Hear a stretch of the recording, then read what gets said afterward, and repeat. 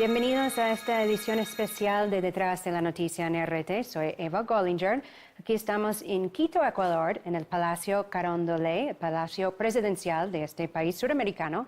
Tenemos el honor de contar con nosotros hoy en el programa con el presidente de la República del Ecuador, Rafael Correa, para conversar sobre la actualidad aquí en el país, tanto como en la región, momentos de cambio, turbulencia y también mucha reflexión. Muchas gracias, presidente, por aceptar nuestra invitación. Eva, bienvenida a esta que es su casa y un abrazo a América Latina y al mundo entero. Bueno, en estos días Quito es sede y anfitrión de un encuentro latinoamericano progresista de la AP. Uno de los temas principales es este regreso de un nuevo plan Cóndor, develando esta desestabilización en la región. Usted lo ha denunciado bastante en los últimos años, incluso previniendo lo que iba a suceder, que hoy está viviendo la región. Es ya un ejemplo o una señal de que el socialismo del siglo XXI no va a sobrevivir la segunda década de este siglo y a la vez, ¿qué responsabilidad realmente comparten los gobiernos progresistas por los retrocesos y los fracasos electorales últimamente? No, yo no creo que eso es lo que aspiran muchos, pero creo que no hay marcha atrás. Los procesos revolucionarios tienen esta conducta, ¿no? Se avanza, se retrocede un poco para luego avanzar aún más, pero nunca se vuelve al punto original. América Latina nunca será la de los 90, en la larga y triste noche neoliberal. Sí, como usted mencionó, yo predije un poco esto, no creo que sea astrólogo, pero analizando las circunstancias en el 2014 ya previne de una restauración conservadora. Temo que no me equivoqué, y es más, me quedé corto. Ya no estamos hablando de una restauración conservadora, me refería a una recomposición de fuerza derecha. Siempre han tratado de desestabilizarnos, siempre han tratado de agredirnos. Mire el golpe de Estado en abril de 2002 contra Hugo Chávez, 2008 los intentos separatistas en Bolivia y desestabilización de Evo Morales, 2009 Honduras, 2010 el propio Ecuador, 2012 Paraguay. Siempre ha tratado de desestabilizarnos, pero eran intentos muchas veces infructuosos, ¿no? Medio aislados. Ahora, en el 2014 ya develamos una articulación internacional con estrategia, con recursos infinitos, con diferentes clases de acosos económicos, mediáticos, etc. Pero nos quedamos cortos. ¿En qué sentido? En que, bueno, habían coaliciones de partidos de derecha, estrategia articulada, le decía, nacional e internacionalmente, pero se respetaban ciertos límites, la democracia, la propia integración.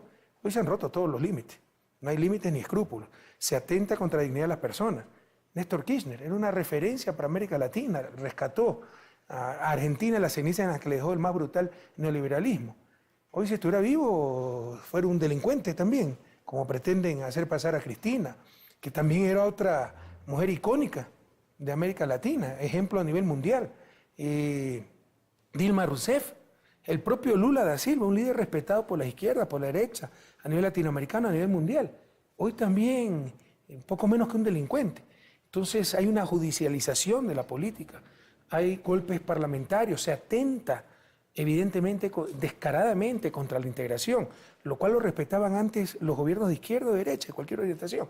Entonces hemos pasado, ¿no?, de esa restauración conservadora, que era un adversario dentro de los límites democráticos, juego democrático, a algo que ya no tiene, insisto, ni límites ni escrúpulos, y por eso lo hemos llamado el nuevo Plan Cóndor, porque ya se trata de atentar contra la propia democracia, atentar contra la propia dignidad de los dirigentes por estar en otra posición ideológica. Se trata de la judicialización de la política, se trata de boicotear nuestras economías a como dé lugar. Mire el caso de Venezuela, el caso de Ecuador. Aquí en abril del año pasado tuvimos una campaña de la Cámara de Comercio de Quito, abril de 2015, diciendo que se cerraban los bancos, que se iba a la dolarización para hacernos quebrar como gobierno. Por eso ya no hablamos de una restauración conservadora, sino de un nuevo Plan Cóndor. Y en eso está obviamente impactado la integración latinoamericana. ¿Qué papel realmente puede jugar ahora la UNASUR en una región que realmente no está unida? ¿Se quedará simplemente como algo simbólico, sin peso político? Por ejemplo, ni siquiera se convocó una reunión sobre la situación en Brasil y muchos de los gobernantes en la región lo calificaron como una especie de golpe. Ya me he referido a UNASUR, pero me faltó contestarle una parte de su pregunta. Los errores que han cometido los gobiernos de izquierda. Siempre se puede ser general después de la batalla. Yo creo que no hay proceso político, no hay obra humana, proceso humano que esté exento de errores. Por supuesto que hemos cometido errores y muchos, pero grandes errores estratégicos no hemos cometido. Y el balance es extremadamente positivo. O sea, la década que ha habido en América Latina es histórica. Nunca se ha hecho tanto como ahora. Por supuesto, nadie niega que falta mucho por hacer, pero es claro que nunca se ha hecho tanto como ahora. La reducción de la pobreza, de la inequidad, el rescate de la soberanía, de la dignidad, tener presencia como región. Pero eso, que es bueno para las grandes mayorías, molesta a muchos, que todavía tienen alma de vasallos, ¿no? Que hablan español pero piensan en inglés y que obviamente vieron perder sus espacios de poder. Pero lastimosamente, muchas veces estas críticas, y bienvenidas las críticas constructivas, pero son críticas malsanas, ¿no? En lugar de entender dónde está el adversario, saber asumir al enemigo, como canta Silvio Rodríguez, creer que los adversarios somos nosotros, por los errores cometidos, hasta aquellos que nos acusan de no haber sido líderes espirituales, sino solamente líderes políticos, no cambiamos el alma, el corazón de la gente, y esa nueva clase media, los pobres que salieron de la pobreza, ahora son consumistas, materialistas, y eso también debimos nosotros de cambiar. Entonces, y eso genera divisiones al interior. Y muchas veces los grandes errores son que ellos no fueron pues, los que condujeron estos procesos, hay mucha vanidad, mucho egoísmo, y hemos de estar atentos contra esas cosas, hoy más unidos que nunca como izquierda.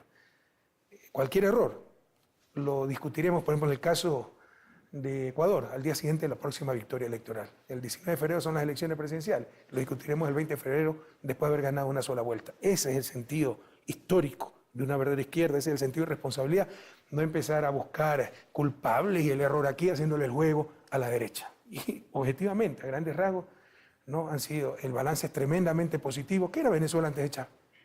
Bolivia con Evo. Argentina, ¿cómo la tomaron los Kirchner? Brasil con Lula, campeón mundial de reducción de pobreza, del hambre, etc. Parece que eso no existe y solo son errores. Caemos en el juego de la derecha y de los medios de comunicación y hay que estar muy atentos a eso. Con respecto a lo que usted me dice, mire, los ataques contra la integración no solo son evidentes, son descarados.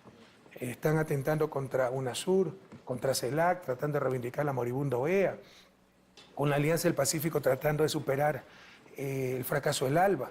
Mire lo que se está haciendo con Mercosur. Y en el caso de UNASUR y de CELAC también, hubo un error de natura, desde el origen, ¿no? Desde el origen del proceso. Por eso yo casi no firmo el Tratado de UNASUR en 2008 en Brasil, ¿no? Me convencieron Lula, Evo Morales, Chávez, me invitaron a un desayuno ese día, porque yo iba a regresar a mi país, no iba a firmar el acuerdo. Nuevamente lamento que no me equivoqué, porque dije, esto está condenado, esto está en grave peligro de fracasar, porque le habían delegado a funcionarios de medio nivel los estatutos, la institucionalidad de UNASUR. Y primero habían puesto máxima instancia Consejo de Presidentes, luego Consejo de Cancilleres, luego Consejo de Altos Delegados, altos representantes de ellos mismos. Y por último el secretario de UNASUR, o sea, el secretario de UNASUR lo querían reducir a prácticamente un secretario ejecutivo que tome notas, ¿no? Y segundo, lo más grave, todas las decisiones se tenían que tomar por consenso. Cuando usted toma todas las decisiones por consenso, tiene poder de veto. Basta que uno se oponga para hacer fracasar cualquier decisión. Bueno, el tiempo me ha dado la razón. No se pudo reunir UNASUR por lo de Brasil porque había gente que se oponía, ¿ya?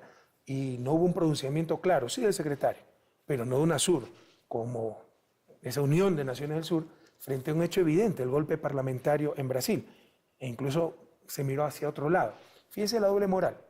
A Venezuela le acusaron de demorar el referéndum y lo llevaron a Washington y le quisieron aplicar la Carta Democrática, ¿no? Suponiendo que eso sea cierto. Esto es 10.000 veces más grave por lo que ocurrió en Brasil.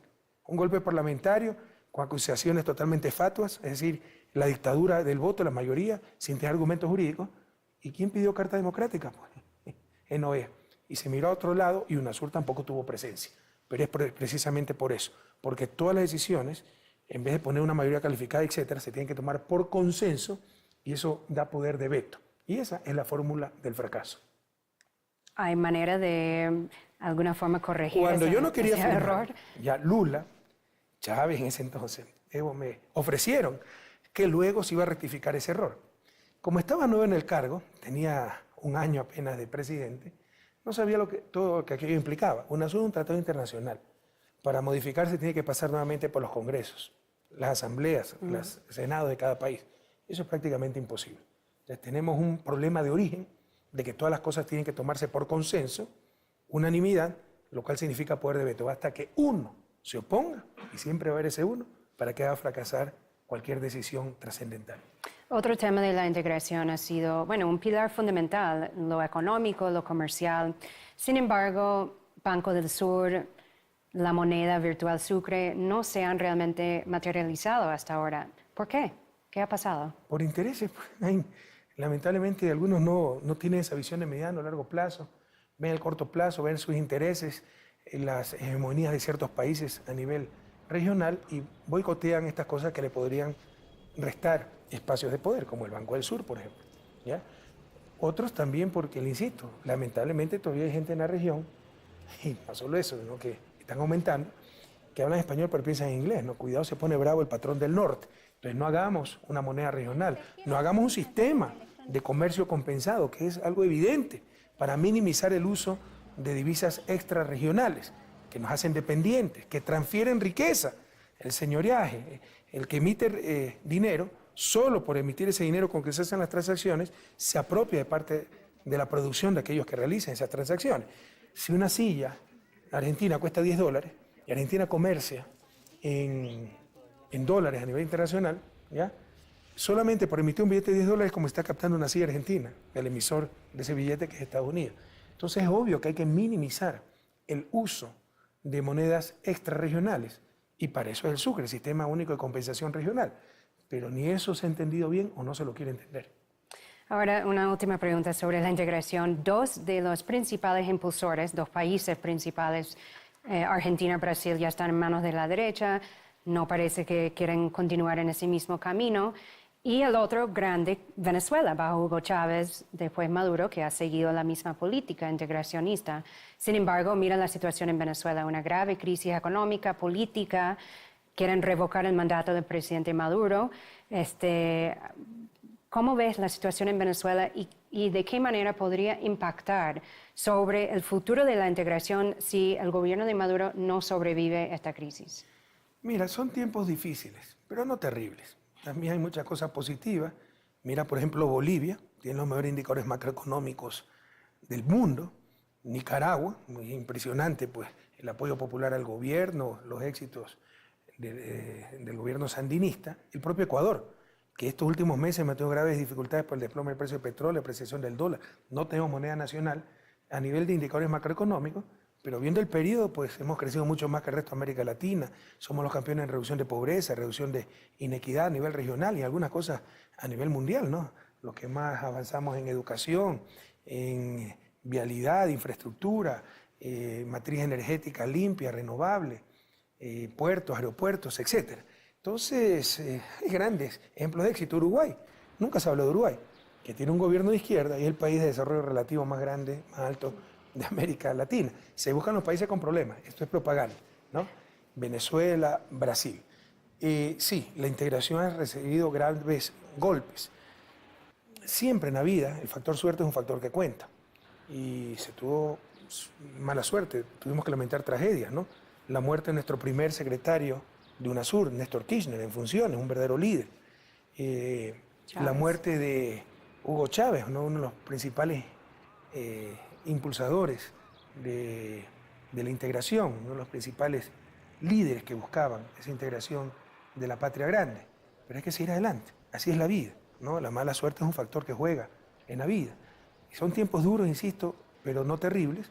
Puede haber retrocesos, pero yo creo que jamás América Latina permitirá que volvamos, sobre todo Sudamérica, a el punto original antes de estos procesos revolucionarios.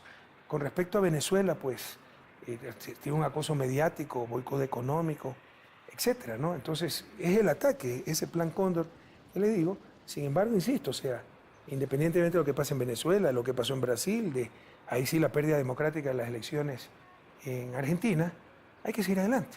Y les insisto, o sea, lo que tenemos que hacer es organizarnos más unidos que nunca y enfrentar tiempos duros, pero no terribles, porque por más que hay estos reveses, que yo creo que son temporales, la izquierda latinoamericana no va a volver a ser esa izquierda del 3%, esa izquierda marginal. Hoy disputamos el poder, tenemos cuadros políticos preparados, somos fuente de ideas, fuentes de alternativas, etc. Nunca se volverá a ese pasado. Ahora hablamos sobre la casa. Aquí en Ecuador ustedes están ya a unos meses de elecciones presidenciales. Usted no se va a postular, se ha dicho públicamente, no puede constitucionalmente, aunque hay rumores siempre de que a última hora sí se va a postular, también para dar ánimo a sus seguidores. ¿Está contemplado que regresas en el futuro al poder aquí en Ecuador? Vea, no sé ni lo que voy a hacer mañana, estoy preguntando lo que voy a hacer después de 4 o 5 años. En principio no, yo creo en dar espacios a nuevos cuadros, como dice Pepe Mujica, la mayor satisfacción, el mayor éxito de un dirigente es haber dejado cuadros que lo superen ampliamente, ¿no? Y eso es lo que esperamos haber hecho, sobre todo con los jóvenes. Hay grandes cuadros en Alianza País que pueden tomar el relevo. Los candidatos más opcionados son el anterior vicepresidente Lenín Moreno y el actual vicepresidente Jorge Glass. Probablemente vayan en dupla, el orden pues lo decidirá la Asamblea, y si van en dupla ellos, ¿no? También puede venir otras personas. Tenemos a Ricardo Patiño, el ex canciller, a la presidenta de la Asamblea, Gabriela Rivadeneira, tantos y tantos cuadros. En todo caso, si mañana fueran las elecciones, volveríamos a derrotarles una sola vuelta y con mayoría en la Asamblea. Falta todavía mucho para la elección de 19 de febrero del 2017, pero hasta ahora las cosas van muy bien. Por los aciertos nuestros, hay legado, el más ciego, no sé que sea ciego del alma, ¿no? Reconoce la transformación del país. Hay convicción, hay principios, hay compromiso, hay candidatos, hay cuadros. Pero también por los desaciertos de la oposición, que están peor que nunca. Fraccionados, peleándose entre ellos, uniendo el agua con el aceite por el odio a Correa. Y la gente percibe esas cosas. El único peligro que yo veo, dos tal vez, la desunión, que hasta ahora no se ha presentado, al menos en gran magnitud, siempre habrá alguien ahí discordante, y la situación económica, que por el contrario se está recuperando y fuertemente. Ahora, usted ha sido un líder muy popular aquí en Ecuador, también muy carismático, ha encabezado esta revolución ciudadana. ¿Tienes confianza de que van a seguir las mismas políticas sociales exitosas durante lo que ha llamado la década ganada, bajo una nueva gestión de Lenín Moreno o el candidato que decide su partido Alianza País, o significa ya como una etapa final de la revolución ciudadana? De ninguna manera. Gracias por lo carismático, popular, pero parece que eso fuera un vicio, no una virtud. O sea, para ser supuestamente, no ser populista, no ser demagogo, hay que ser más antipático que un rollazo en el estómago, de acuerdo a lo que nos trata de imponer cierta prensa, ¿no? Mire, esto no es cuestión de personas, esto es un proyecto político, de revolución ciudadana. Va a cambiar la conducción, la cabeza más visible de este proyecto, pero el proyecto continúa, se vota por un proyecto. Alianza País representa un proyecto de revolución ciudadana. Entonces, independientemente de cuál sea el binomio para las próximas elecciones, su responsabilidad, su compromiso es continuar con ese proyecto. Dicho sea de paso, y la responsabilidad del binomio, en caso de ganar como ganaremos las elecciones de febrero del 2017, es ejecutar ese proyecto político, ese programa. Ahora, usted ha hablado ya en esta entrevista sobre los avances y logros económicos aquí en el país durante su gestión, lo que ha llamado la década ganada, también en su discurso, su conferencia magistral en la apertura del ELAP. Enfatizó mucho en lo que han sido esos importantes avances. Sin embargo, ¿por qué no han logrado diversificar más la economía? Siguen dependiendo de materias primas como hidrocarburos. Ya está comprobado que es inseguro seguir esa dependencia a largo plazo. Y la moneda, ¿por qué no han vuelto a una moneda nacional y soberana? Mire, los procesos más exitosos de desarrollo tomaron de 25 a 30 años. Es un error que por decreto yo mañana, eso es lo que quieren hacer creer los demagogos de siempre, ¿no? En 10 años Correa no logró superar la dependencia del petróleo, lo cual tampoco es tan cierto, ya lo vamos a demostrar. Pero los procesos más exitosos de industrialización, superación del subdesarrollo, diversificación de la economía, aumento de productividad, tomaron 25 o 30 años. Es el sudeste asiático, Taiwán, Hong Kong, Corea del Sur, Singapur. Nosotros estamos en democracia, tenemos un entorno adverso. Tenemos que fracasar para legitimar el modelo neoliberal, el capitalismo. O sea, tenemos boicot, no es que tenemos ayuda. Y pese a eso, las transformaciones son históricas. Pero esto toma décadas, pues. ¿Cuánto toma tener generaciones de jóvenes bien educados? O sea, tiene que esperar 10, 12 años por lo menos para que los que entraron en educación inicial se gradúen ya con todo un nuevo sistema educativo. Ni siquiera tenemos todavía aquello. Que nos engañan cuando nos quieren hacer creer que esto es de firmar un decreto y ya el día de mañana cambió toda la economía. Sin embargo, los pasos son agigantados. Vamos a tener de las matrices eléctricas más amigables con el medio ambiente, más del 90% de energía de origen hídrico. Usted dice que no se ha diversificado la economía, no es correcto, se ha diversificado. Estamos exportando energía por primera vez en la historia. Antes de nuestro gobierno importábamos energía de Colombia y Perú, ahora le vendemos, sobre todo a Colombia, energía eléctrica. Por citarle solo un ejemplo, ¿no? ¿Y cuál es el problema? Que lo segundo que mencionó, la dolarización, impide gran parte de esa diversificación. Nos resta competitividad. Más aún en los últimos meses el dólar se ha apreciado, que es exactamente lo contrario a lo que requerimos. Entonces, por ejemplo, a nivel fiscal se hizo la tarea. Los ingresos petroleros bajaron, en algunos casos más del 40% de los ingresos totales, a cerca del 20%, la quinta parte de los ingresos totales.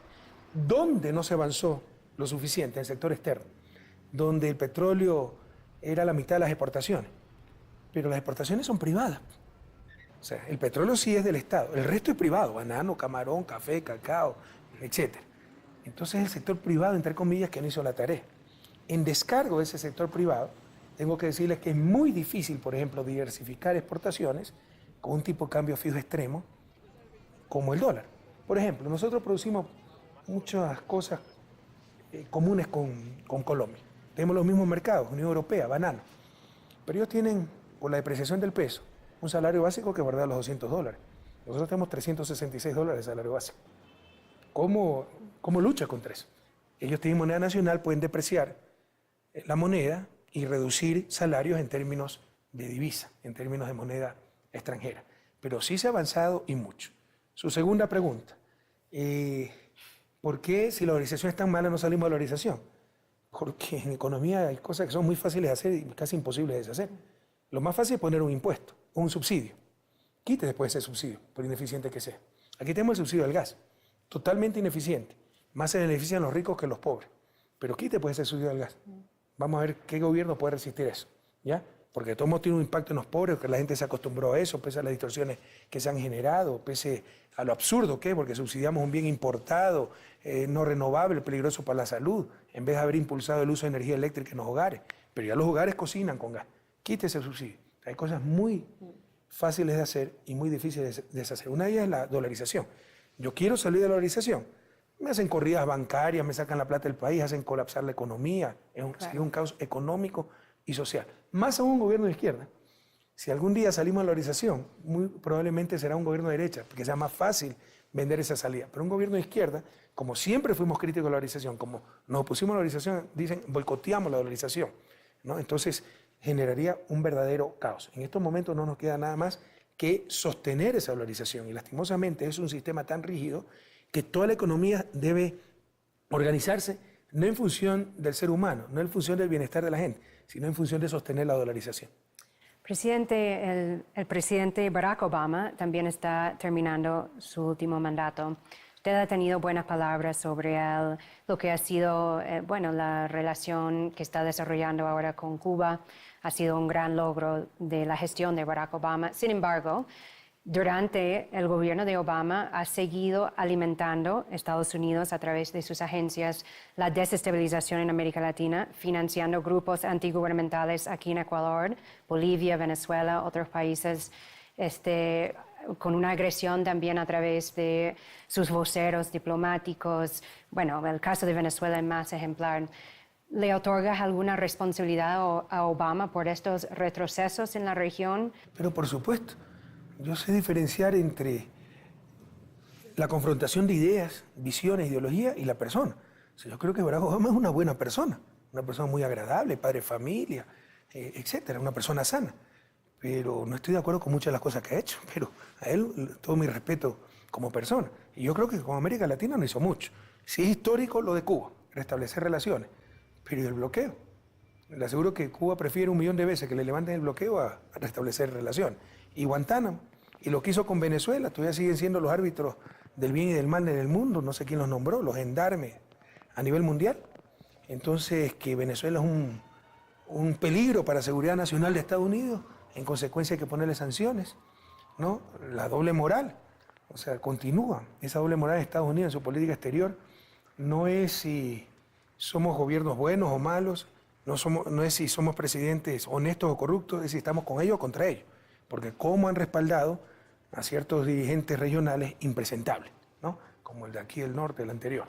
En todo caso, muchas de esas cosas también en descargo a la responsabilidad del presidente Obama no la maneja un presidente. El aparataje norteamericano es tan grande que le aseguro que un presidente no se entera de lo que está haciendo la CIA, ¿no? Más aún un presidente demócrata que en cierta medida desafió al sistema.